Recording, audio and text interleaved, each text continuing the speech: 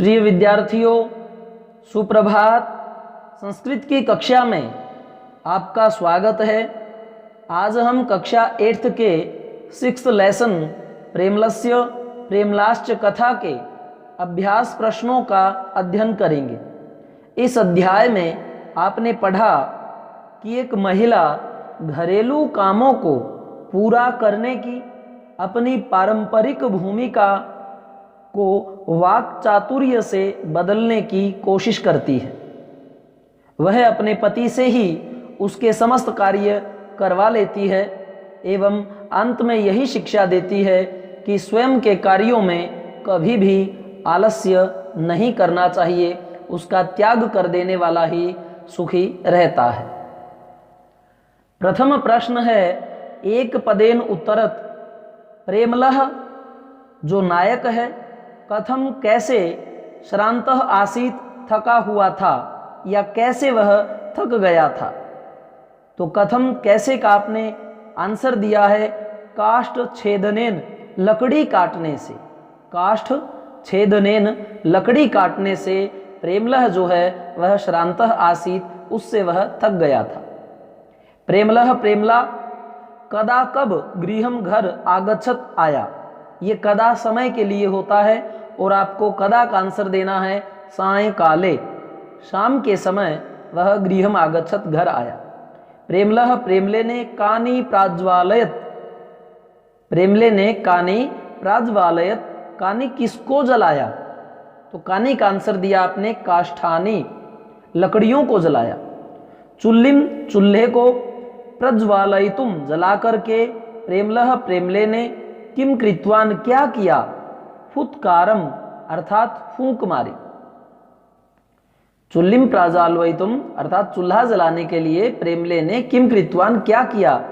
तो आप कह सकते हैं कि चुल्लिम प्रज्वालयितुम चूल्हे को जलाने के लिए प्रेमलः प्रेमले ने फुत्कारम कृत्वान फूंक मारी। प्रेमली कस्य पत्नी आसीत, कस्य यानी किसकी, तो किनकी थी, प्रेमलस्य प्रेमले की। दूसरा प्रश्न देखें, अधोलिखितेषु पदेषु उपसर्ग चित्वा पृथक कुरुत। निम्नलिखित पदों में से उपसर्ग चुन करके आपको अलग करना है। सबसे पहले है अपगमिष्यति। अपगमिष्यति में आपको उपसर्ग बताना है और उपसर्ग कहाँ लगता है, आगे लगता है। जैसे अप उपसर्ग है और गमिष्यति क्या है, ये धातु, इससे बन गया अपगमिष्यति। उसी प्रकार से यहां देखें, अवतार्य में अव उपसर्ग है और तार्य हमारी धातु है।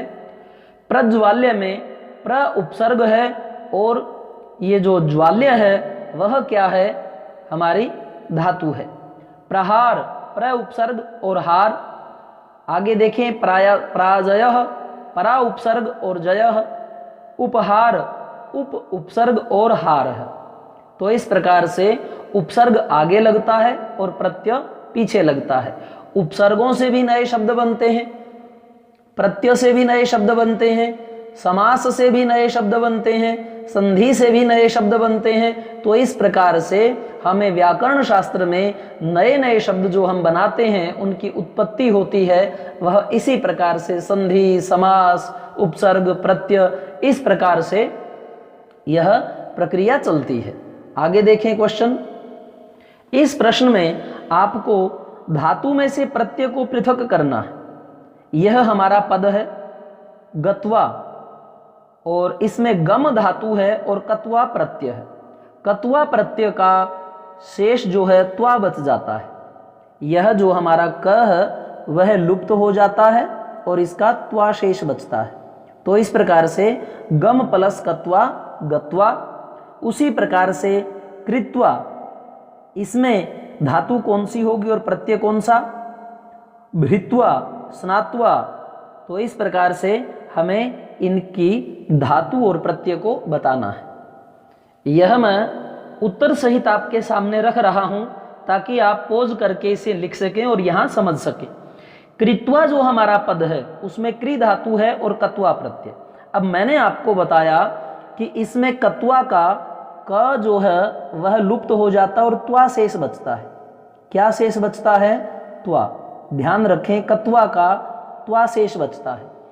अब ये जो क्री थी उसके साथ हम त्वा लगा करके कृत्वा, भृत्वा जो है भ्री धातु और कत्वा, कत्वा का क्या शेष बचा त्वा, तो भ्री के साथ त्वा लगाएंगे भृत्वा, अर्थ हो जाएगा भर करके, कृत्वा करके। स्नात्वा में स्ना हमारी धातु है, मूल शब्द है, उसमें कत्वा प्रत्यय लगा, कत्वा का बचा त्वा, तो ये बना स्नात्वा। कर्तुम क्री धातु है और तुमुन प्रत्यय है, तुमुन का यहां देखें तुम शेष बचता है, जो तुमुन है उसका तुम शेष बचेगा, ध्यान दें, तुमुन का तुम शेष बचेगा, ना जो है वह लुप्त होगा। तो इस प्रकार से क्री प्लस तुम कर्तुम, और खादितुम खाद प्लस तुमुन, यहां भी तुमुन में तुम बचेगा, ना जो है वो डिस्ट्रॉय होगा। खाद प्लस तुम खादितुम, और द्रष्टुम, द्रष्टुम में दृश धातु है और तुमुन प्रत्यय, तुमुन का तुम शेष बचेगा और ना डिस्ट्रॉय होगा, तो दृष्टुम द्रष्टुम। इस प्रकार से आपने कत्वा प्रत्यय सीखा और तुमुन प्रत्यय सीखा। अब जो है आगे देखें, आगत्य, यहां उपसर्ग भी बता दिया आपने और साथ में प्रत्यय भी बता दिया।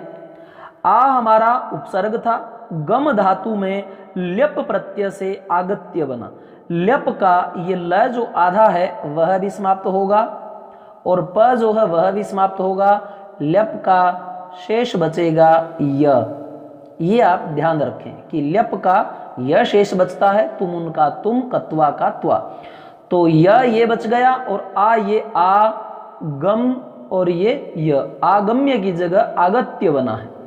निधाय नि उपसर्ग, धा धातु और ल्यप का क्या बचा, य शेष बचा, आगे और पीछे ये हाफ जो है वर्ण ये डिस्ट्रॉय, य शेष बचता है। नी प्लस धा प्लस य, निधाय।